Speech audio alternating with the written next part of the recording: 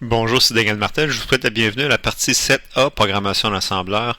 Alors, pour la partie 7A, et en fait, et pour quelques parties à venir, ce qu'on va faire, c'est qu'on va se concentrer sur le projet. Alors, on va regarder un peu plus en détail les fonctionnalités qu'on a de besoin pour notre projet. Alors, le projet qu'on avait commencé à regarder, c'est le projet qui mesure la distance par ultrason. Et aujourd'hui, on va se concentrer un peu plus sur la minuterie. Alors, si je reviens au diagramme bloc de notre PIC 16F877A, on va remarquer juste ici timer 0, 1 et 2. Alors, c'est la minuterie qui est bâtie, donc qui est intégré dans le microchip. Alors celui-ci en a quand même trois, ce qui est quand même très intéressant.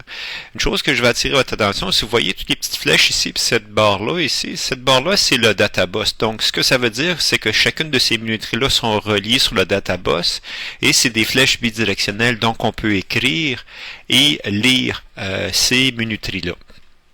Pour comprendre un peu mieux le fonctionnement des minuteries, il faut aussi jeter un petit coup d'œil sur les fichiers à registre spécial. On a parlé de ces fameux registres-là dans la deuxième ou troisième leçon. Et puis si on regarde dans le premier bloc, dans la banque 0 ici, on va avoir trois registres qui nous intéressent plus particulièrement. Donc c'est le TMR 1L, le TMR 1H et le T1Con. Le T1Con, c'est le registre de contrôle. C'est vraiment lui qui est notre tableau de bord de de fameuses minuteries 1 là. Et aussi dans TMR1L et H, c'est là qu'on retrouve nos compteurs comme tels. Alors aujourd'hui, on va vraiment se concentrer, je vais juste reculer d'une diapo ici, on va vraiment se concentrer sur le timer 1. Bien qu'il y en a trois timers, on va se concentrer sur le timer 1 parce que tout simplement après que vous allez en avoir appris un timer, les autres c'est à quelques petites subtilités, c'est la même chose. Alors, je reviens ici au registre à fonction spéciale et on voit que timer 1 est ici. On voit ici en haut, on a timer 0 qui est ici. Et puis timer 2 aussi, je l'ai vu tantôt, est ici, timer 2 juste un peu plus bas. OK? Donc aujourd'hui, c'est sur celui-là qu'on va focaliser. Alors si on va dans la fiche technique, puis on regarde les caractéristiques, et on va travailler avec la fiche technique parce que quand vous allez avoir à travailler avec le timer 0 puis le timer 2, votre meilleure ressource, c'est toujours la fiche technique. Alors, qu'est-ce qu'on nous dit dans la fiche technique? La première chose qu'on nous dit, c'est que c'est un timer à 16 bits. OK? Donc, il y a deux registres de 8 bits chacun, donc TMR1 H et L. H pour I, donc les bits les plus significatifs, et L pour low. Et on nous dit que ce compteur-là va de 00 à FFFF. Alors, si vous posez la question, ça correspond à quoi FFFF? Ben, en fait, c'est 65 535. Et juste pour votre curiosité scientifique, si vous ne l'aviez pas déjà découvert, dans la Microsoft Office, on a une calculatrice. Hein. Vous avez sûrement déjà utilisé cette calculatrice-là, qui est bien pratique. Vous avez peut-être pas remarqué qu'il y avait une option. Si on clique sur affichage ici, on peut aller chercher la fonction programmeur. Et quand on tombe dans la fonction programmeur, on peut faire des conversions hexadécimales, binaires et tout et tout. Alors si je clique ici sur exemple sur hexadécimal pour AX, HEX, et je viens rentrer F, F, F, F, voyez-vous FFFF c'est ici, et je viens cliquer sur décimale ici, la valeur décimale équivalente apparaît ici. On pourrait aussi bien avoir la valeur binaire, OK, que la valeur octale, que la valeur décimale et hexadécimale. Alors, c'est une calculatrice qui est bien sympathique, qui est cachée dans votre dans accessoires. Je pense que vous avez tous cette calculatrice-là. Et si vous ne saviez pas, bien c'est bien pratique pour la programmation en assembleur. Alors, qu'est-ce qu'on nous dit après ça sur la minuterie? On nous parle d'interruption ici. On nous dit qu'elle est... Effectivement, on peut s'en servir en mode interruption. C'est-à-dire que quand on va atteindre la limite, là, le FFFF, puis qu'on va rouler à zéro, parce qu'en fait, là, ce chronomètre-là, c'est un chronomètre perpétuel. Quand on est arrivé à FFFF, il retombe à 0,0, puis il recommence à compter. À ce moment-là, dans cette transition-là, il va déclencher une interruption si on a, bien entendu, permis à cette interruption d'arriver. Si on veut travailler avec l'interruption, interruptions. Dans le cas qui nous intéresse, dans le projet ici, on ne travaille pas avec les interruptions, mais si on voulait se servir de la minuterie avec interruption, on pourrait le faire et on nous dit comment le faire. On nous dit que ça peut être utilisé comme un timer ou un compteur, donc soit une minuterie ou un chronomètre. Et puis, on nous dit aussi que quand on l'utilise en forme minuterie, ce qu'on fait dans ce cas-ci, ça va augmenter pour chaque mouvement chaque mouvement d'horloge.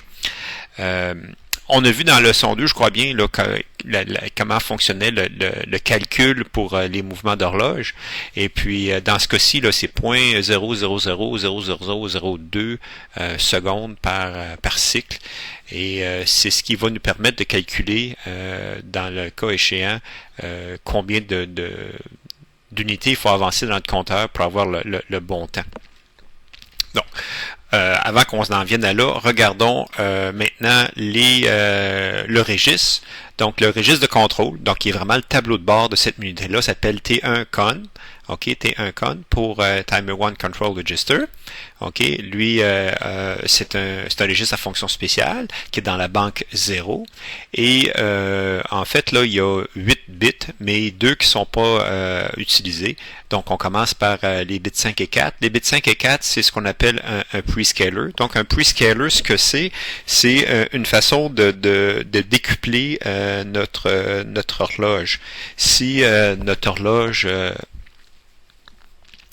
compte trop vite ou pas assez vite, on peut la décupler par un rapport de 1 à 1 ou 1 à 2 ou 1 à 4 ou 1 à 8. Ça veut dire que ça va prendre 8 cycles avant que notre horloge avance d'un cycle. Donc, on vient ralentir notre horloge. Si notre horloge va trop vite, on peut la ralentir par un de ces facteurs-là ici.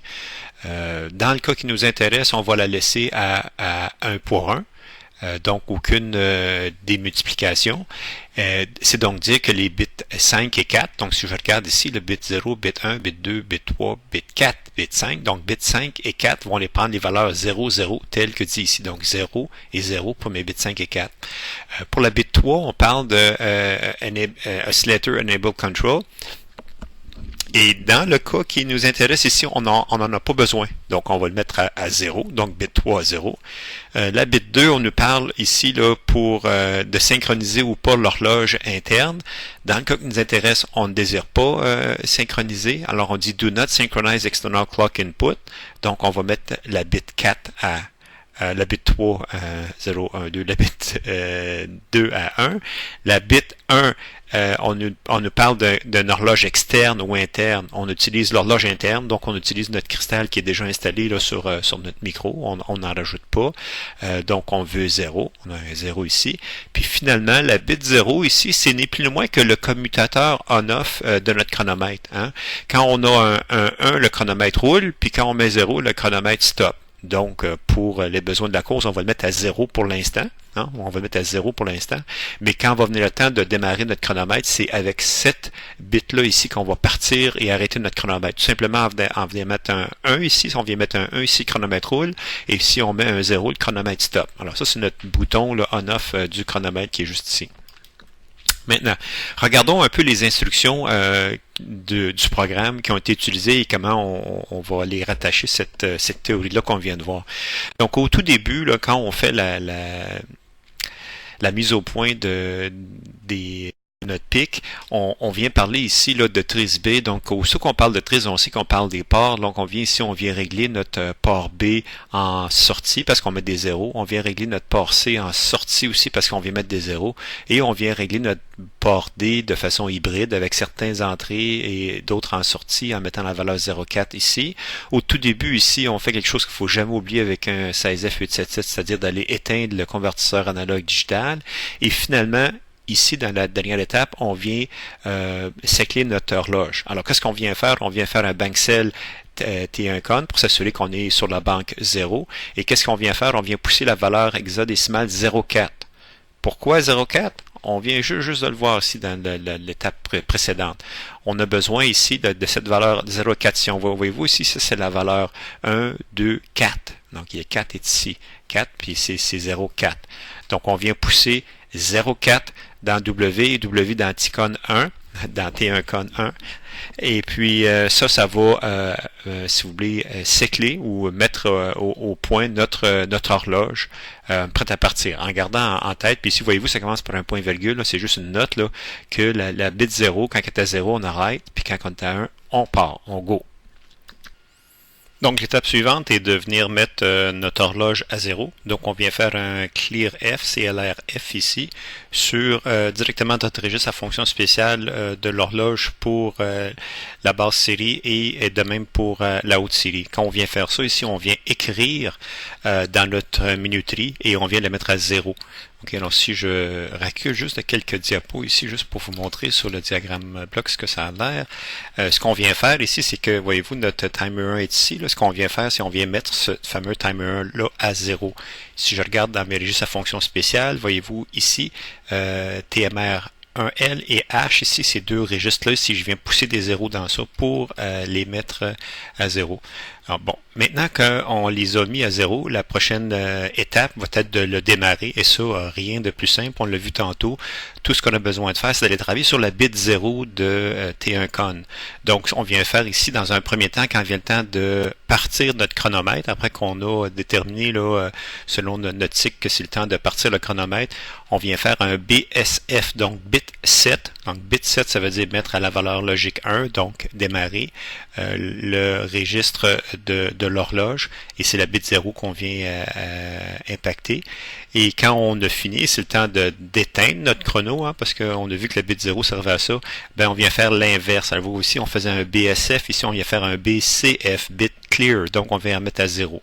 Alors pour partir et arrêter le chrono, c'est aussi simple que cette instruction-là. Il faut jamais oublier le fameux bank cell juste avant pour s'assurer qu'on est dans la bonne banque, dans la banque 0.